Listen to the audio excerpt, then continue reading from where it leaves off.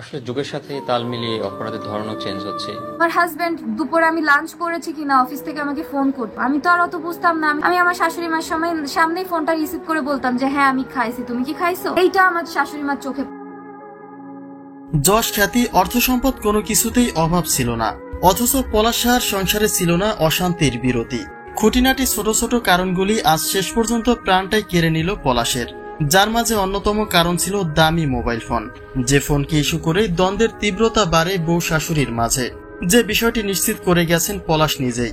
যদিও তার লিখিত স্টেটমেন্টে তিনি কাউকে দায়ী করেননি, কিন্তু কি কারণে তার পরিবারে দ্বন্দ্ব ফাসাদ লেগেই থাকতো এবং সর্বশেষ কারণটি কি ছিল সেই কথাগুলি প্রকাশ হলো পলাশের মৃত্যুর প্রায় 2 সপ্তাহ পরে।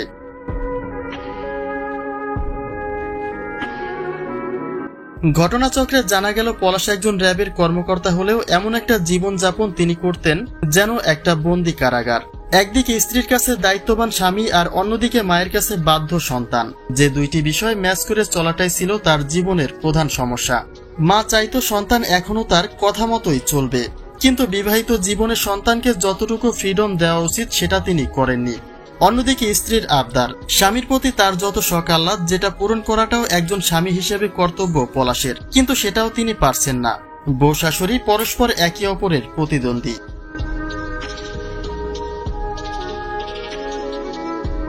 কিন্তু গল্পটা আর সেখানেই থেমে থাকেনি। শেষ পর্যন্ত মোবাইল ফোনের ইস্যুতে প্রাণটাই চলে গেল পলাশের। জানা যায় স্ত্রী সুস্মিতাকে দামি ফোন কিনে দিয়েছিলেন পলাশ, কিন্তু মায়ের ফোনের মূল্য তুলনামূলকভাবে ছিল তার চেয়ে কম। আর সেটা কেন হলো, পলাশ এটা কোন সাহসে করলো, সে বিষয়টি নিয়ে হাঙ্গামা শুরু করেছিলেন শাশুড়ি, যে কথা অবশ্য সুস্মিতাও বলেছিলেন।